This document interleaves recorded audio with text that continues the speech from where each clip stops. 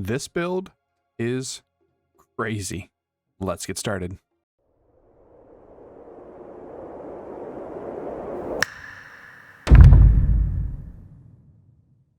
All right, today I'm bringing you a build, and if you followed the channel at all, you'll know that I've never been one to really like the musket. I didn't like the way they originally had it. When they changed it to accuracy, I didn't like it. And honestly, I haven't played it in a very long time. Well, we were doing Gorgon, and I decided to get a hoplite musket just to shoot it a few times. I leveled it fully up, of course, on my fresh start character, because my main character has everything leveled. But we decided to play with it, and oh boy, is it actually fun. This build was crazy. A little bit of backstory.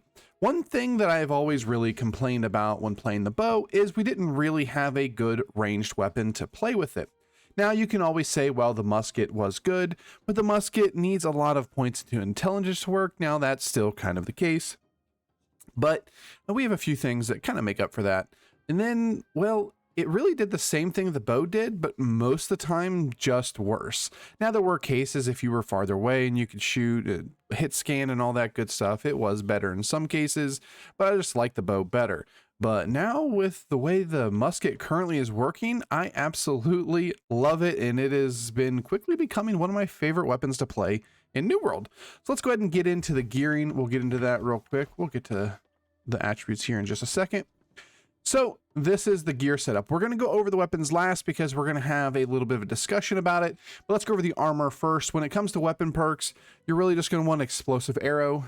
We have it here on the bow. Poison arrow shot, that's okay. You can get the slowing rain of arrows. It is definitely decent, but definitely not needed. When it comes to the musket, you can get empowering shooter stance, which I do not have on this build. But outside of that, you really don't need any weapon perks. So realistically, what we're doing is we're going to try to get some dexterity and intelligence on our gear. You cannot go full magnify. If you do, you're going to be a little bit overcapped on your dexterity.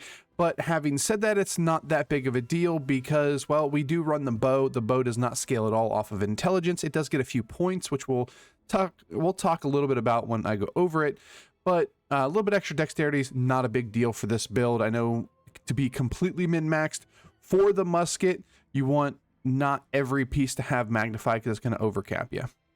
Now, one thing to note when you're running this build, you can only have one piece of constitution. We do have the PvP track boots here, the white shoes. When you go into OPR, they actually just upgrade to 700. I haven't played this in anything outside of OPR and a little bit of open world, so I haven't upgraded them. They are fairly expensive. I mean, you're looking at what, 15K minimum. I mean, I have all the resources to do it, plus, you know, the matrix. So I haven't actually upgraded them yet, but they are very good. But you can only have one piece of constitution on this gear because we are running 50 con. So perks, we're looking for health, shirking heals, enchanted ward, thrust conditioning, maybe a little bit of slash conditioning. I just had these hoplite gloves here. We just got them from the Gorgon raid. Still pretty good. We do want 4 pieces of refreshing if we can get it, but it's not that big of a deal on this build.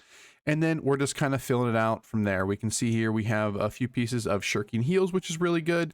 We are running the attuned leather pants. Now, we don't even have them fully upgraded. Don't, you know, kill me in the comment section down below. I just really haven't done it. We've got the perk that we really need, which is well-rounded. Outside of that, you know, we'll get them fully upgraded because I've actually been using them quite a bit on a few different builds.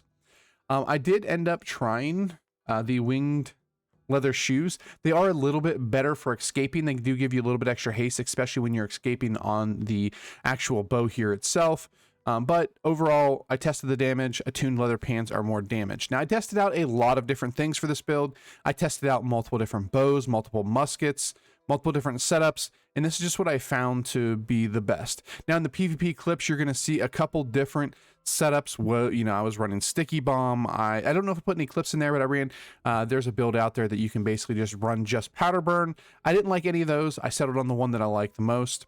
But when it comes to your armor itself, we're just looking for, you know, elemental version is good as well. We're looking for thrust conditioning, refreshing, enchanted ward, shirking heals is fantastic because we are relying only on ourselves to heal. which I'll show you on the amulet as well. We'll get a little perk there. Then for the earring, we want refreshing toast and refreshing on here, and then empowering toast is probably your bis third slot there. I just haven't upgraded Nimble from it. Nimble's not very good, so swap off there. We are running the Hoplite Ring as well with Hardy, Thrust Damage, Bloodletting. Once they fix the Elemental Band, we'll just be running it. It's going to be Hardy, Invigorated, Punishment, Keen Awareness, and the Elemental Affinity, which is going to be pretty insane, but hopefully they'll fix that here soon. And then for the amulet, I am running, or at least for the most part on this build, I ran the Gorgon's amulet here, but it's just a health, empowering, divine. Now I actually have what I would consider basically to be a best in slot amulet. The only problem is, let me find it here. It is Constitution. Now obviously it's not 725, so technically that would be best in slot, but we have a health, Alchemist's Reprieve, and Flame Protection. Those are all really good. You can get a thrust protection there. Those are my 3 favorite perks currently. Get a little bit extra healing from our potions because we are going to be absolutely spamming those. We want a protection and the health. Now, when it comes to our Heart Rune, I'm running Cannon Blast here, cutting Heart Rune to Cannon Blast. You can run Stone Form, but I'm just a big believer in just more damage, more damage. Rely on your survivability by just playing better, positioning well, and you can go a lot more offensive, and it's a lot more fun.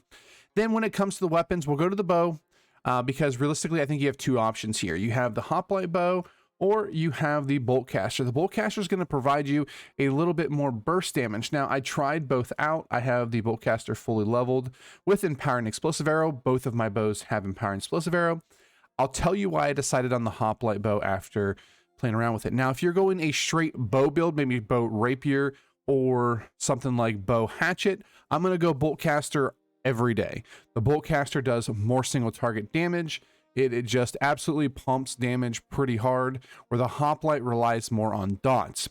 But because the build that we are running, which is going to be bow musket, we're really using the bow as a secondary weapon. We're going to be using the bow just to get in there, apply our dots, then swap over to the musket. We're also going to be doing, heavy attack, explosive arrow. That's a lot of burst damage, but we're going to be relying on swapping weapons. Now, I just want to give you guys a little bit of a background on how weapon perks work for New World. When it comes to offhand weapons, what I mean by offhand, it's not technically an offhand weapon. You're not running a sword and like a shield as an offhand. Really what it means is you rely on one weapon, and you have one weapon that is essentially the weapon that you don't use as much as the first weapon. Now, New World made a change probably about a year, 2 years ago-ish. I don't remember exactly when it happened.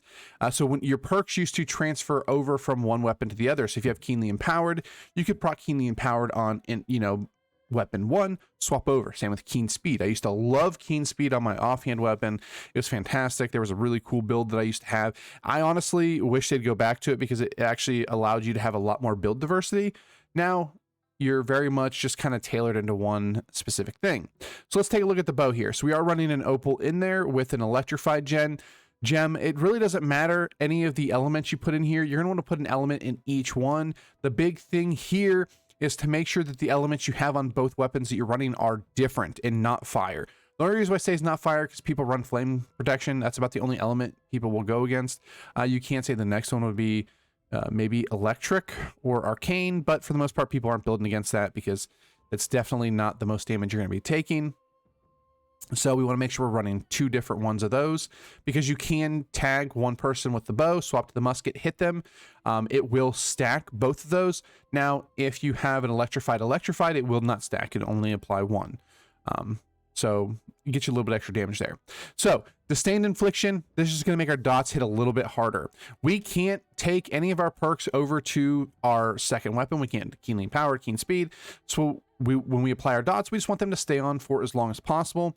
And then we have Keenly Jagged, which those 2 perks just come with the Hoplite Bow. Those are great.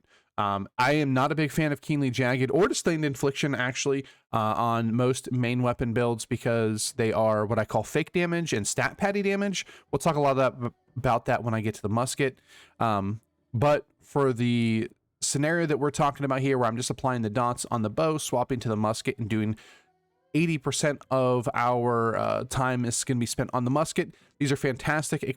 Powering Explosive Arrow is just going to be used to, we'll show you here. We'll just give an Empowered Explosive Arrow, and then you can apply one of your 2 dots. You can do Rain of Arrows, you can do Poison Arrow. Either one of those will be just fine. That's basically what we use it for. Explosive Arrow, even though it's an empowering, doesn't actually go towards your empowerment stacks. It doesn't like it basically overcaps itself for some reason.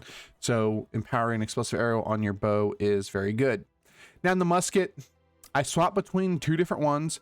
We are using the hoplite musket with penetrating headshot on it. Now I went penetrating headshot. That is the, if you are absolutely cracked in the 0.01% of musket users, this is by far the best perk you can have on your weapon. It is going to absolutely shred through targets. You will see a few PvP clips where I get a few headshots and some of them really hit hard. Headshots hit hard anyway, but giving 22% penetration on it is pretty crazy. Now, I did run also this musket, which I actually got from a random crate, an epic crate here, which is penetrate the empowered, abyssal attunement, enchanted, which honestly they're about the same damage wise.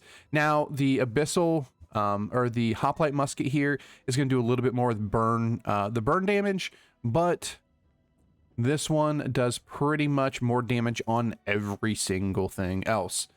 So if I'm going to craft a musket, which I'm probably going to, what I'm going to do is I'm almost going to mimic my fire staff here. We'll show you my fire staff, which is going to be Alacritous Punishment. And I say mimic it, I guess it's really not mimic it at all, because we're going to go Alacritous Punishment, and then we're going to go something like Attunement, and then either Penetrate the Empowered, or I'll have to figure out what I want the third perk to be.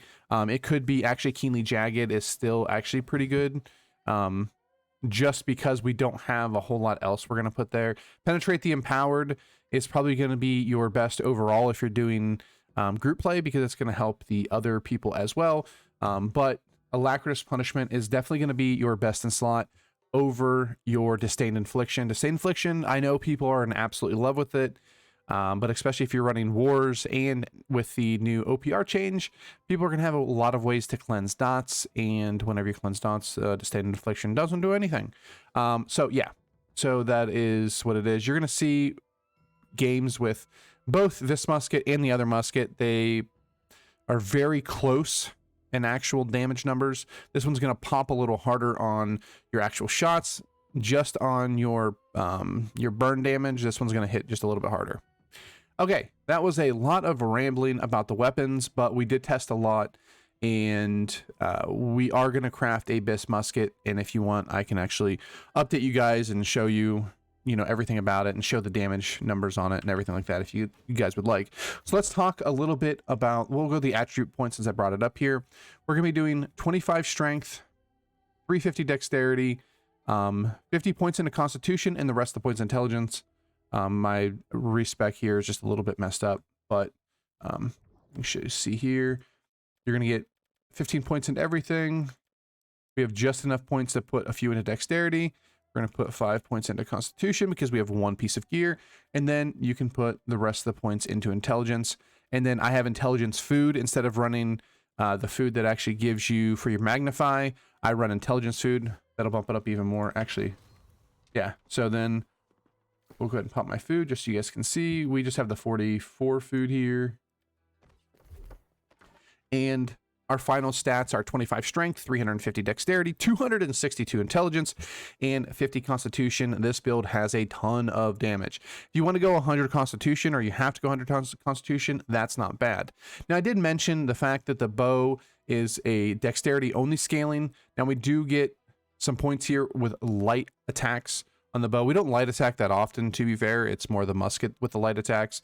Now, on the intelligence side, we do get 5% damage to backstabs and random crits, which means not headshots, but anytime you just randomly crit. We have 5% base damage increase to targets inflicted with a damage over time effect. I mean, we are damage over timing effect to everybody with this build. We do have 10% base damage to light and heavy elemental attacks, which doesn't do us a whole lot of good unless you're running Boltcaster. Same thing with the elemental damage, which is the reason why definitely the Boltcaster pops a little harder if you're just using it to try to single target down your enemies. It does, this elemental damage does apply to your, I believe, poison arrow and your explosive arrow. And then we have mana gain, which we don't care about, but we do have 30% duration to apply to damage over time effects. So we do get that extra damage over time. So we do get a little bit of bonus from the bow on the intelligence tree, and the bow still hits really hard, which you'll see in the PvP clips. So when it comes to let's pull it up here. Our actual weapon mastery, we'll go over the bow first. And this is the bow tree that I decided on. We're going rain of arrows, poison shot, explosive arrow. You don't have to take this point. This is just, you shouldn't actually need it, to be fair. You're not really going to use this if you are, you know, surrounded by enemies, which you're going to be able to kite them out. But I just use it for a little bit extra group utility. If you wanted to swap off that, you can do some extra haste with dodge and weave.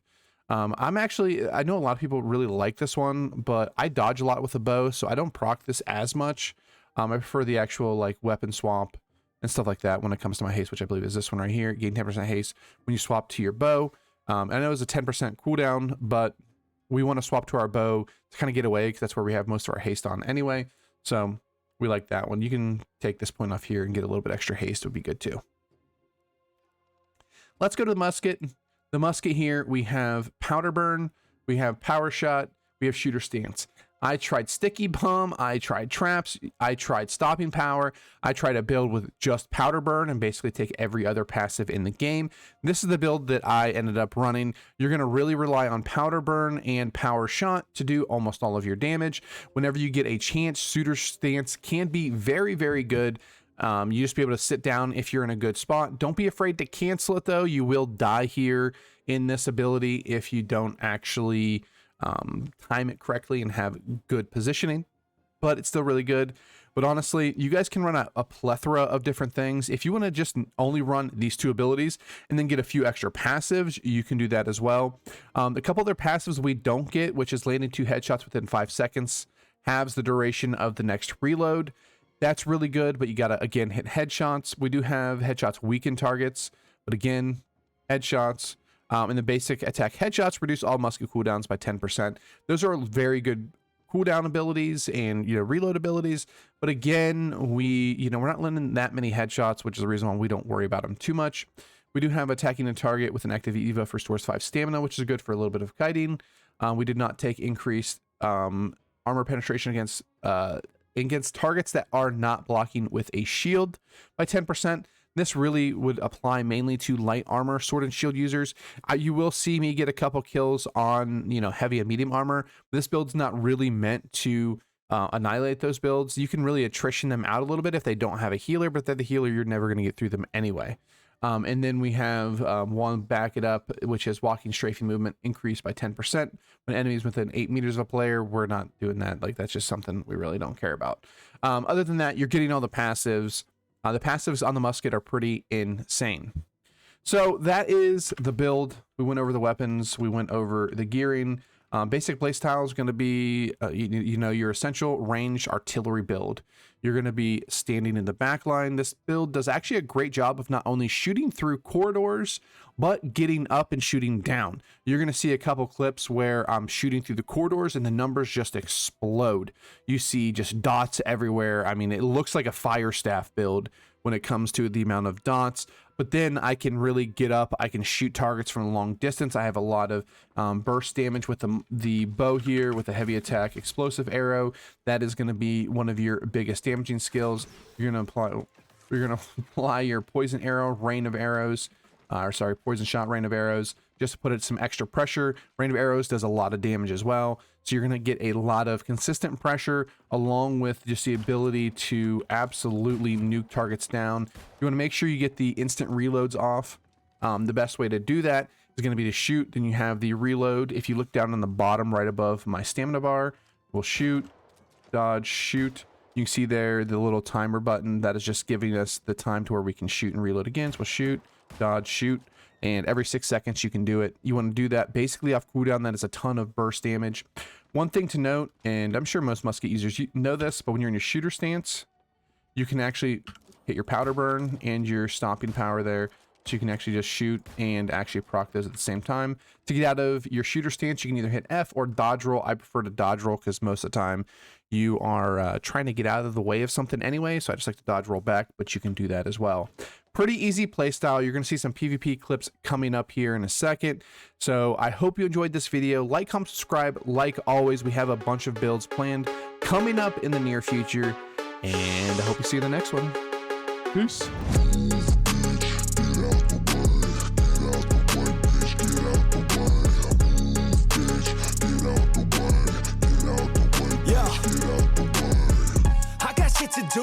I'm always on the move. If you get in my way, you'll catch a 1 and 2. Got a clear view, penthouse vision mood. To the top, I'm gon' pop, you gon' see me soon.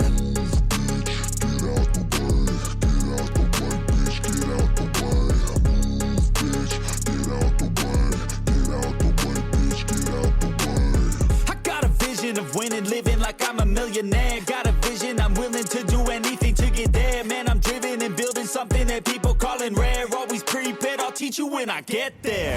Taking lessons, it's a blessing. Only happy when progressing. I don't ever second guess it. Know your path, get obsessive. Have a mentor that's aggressive. Teach you things, have objectives. Changing lives from depressive all to something so impressive. Yeah, we all have things standing in the way of our wildest dreams. You gotta tell them how it be. Move out the way or get buried underneath. I said move, bitch, get out of my way. Move, bitch, get out of my way. Move, bitch, get out of my way. Move, bitch, out my motherfucking way. Yeah, we all have things standing in the way of our wildest dreams. You gotta tell them how it be. Move out the way or get buried underneath. I said move, bitch, get out of my way.